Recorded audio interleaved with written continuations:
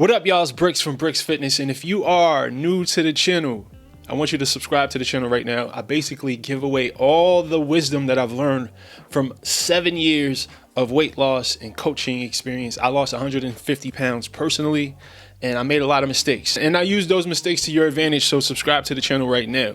Listen, if you want to feel like a boss in the gym, I want you to go to brixfitness.com right now and grab you some Brix Fitness apparel. I have hoodies, I have tank tops, I have some shorts on the way. They're not up there now, but go to brixfitness.com, support the channel. Thank you guys in advance. So today's video is going to give you 3 strategies to speed up weight loss. Now, if you know me, you know there's some disclaimers coming. I'm not a big fan of rushing the process. I think it often sets us back when we try to do too much too soon. So I definitely want to disclaimer this information by telling you, I want you to pay attention when you're using these strategies. If you feel yourself getting discouraged, if you feel yourself not enjoying your workouts, if you feel yourself just not being inspired to continue to pursue your health goals, then I want you to dial it back. These are techniques that work. They will speed up the weight loss process, but you don't want it to be at the expense of long-term success. I'm not one of those guys who's gonna tell you to cut out food groups unless it's for like religious reasons or lifestyle reason. I'm a big fan of balance. That's my whole entire philosophy. You wanna have balance. You still wanna enjoy your life during the weight loss process. You wanna prioritize consistency over intensity, and that applies to both workouts and nutrition. You can lose weight and still eat the foods that you love, and I have the secrets to that, but I'll give that away in another video. All right, before I get into the 3 strategies, I need you guys to like the video. Thank you in advance. All right, so look, the first technique that I want to speak to you guys about is honestly one of my favorites. This technique has been a game changer for me because at the time that I found out about this technique, I had been on a quote unquote 18-month plateau. I could not lose body fat. I could not reveal my abs. And when high intensity interval training was introduced to my life, it was a game changer. Now, the upsides of HIIT is you don't have to spend a lot of time in the gym when you're doing HIIT style training. So the 3 benefits of HIIT workouts, for one, like I mentioned, is very time efficient. You don't have to spend a lot of time in the gym. Secondly, these workouts target fat specifically. It maintains, and in some cases, it helps you build muscle because it's such a metabolic type of workout. It creates hormones in your body that support muscle gain. You're targeting fat and you're building muscle at the same time. And 3, it creates the afterburn effect. The afterburn effect happens while you're weight training as well. But with metabolic training, with high intensity interval training, that afterburn is multiplied. The second technique that I want to speak to you guys about is carb cycling. A good friend of mine, Jordan Syed, he made a perfect infographic that breaks this down in a very simple way. Take a look. As you can see, it's broken down into 7 days.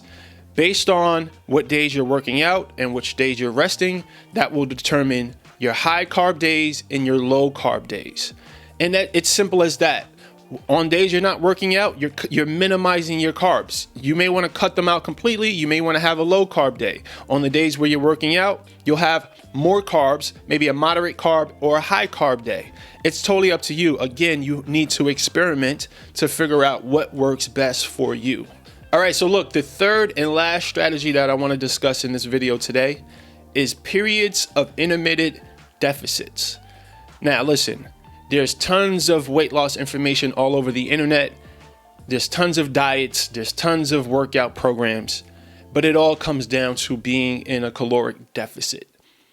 Theoretically, this is how fat loss happens. You have to consume less calories than you burn. The thing about being in a caloric deficit is it's kind of taxing on your body. It's not something that we're used to. It's something that puts a little stress on your body, which makes it hard to lose weight, which is why it's so difficult to stick to a quote unquote diet and to be in caloric deficits for extended periods of time. So with this technique, you strategically plan out the times that you're going to be in a caloric deficit. So let me give you an example. So let's say you have a goal to lose 40 pounds in 7 months, which means you're going to have to be in a caloric deficit for 7 months. Theoretically, this is how most people do it.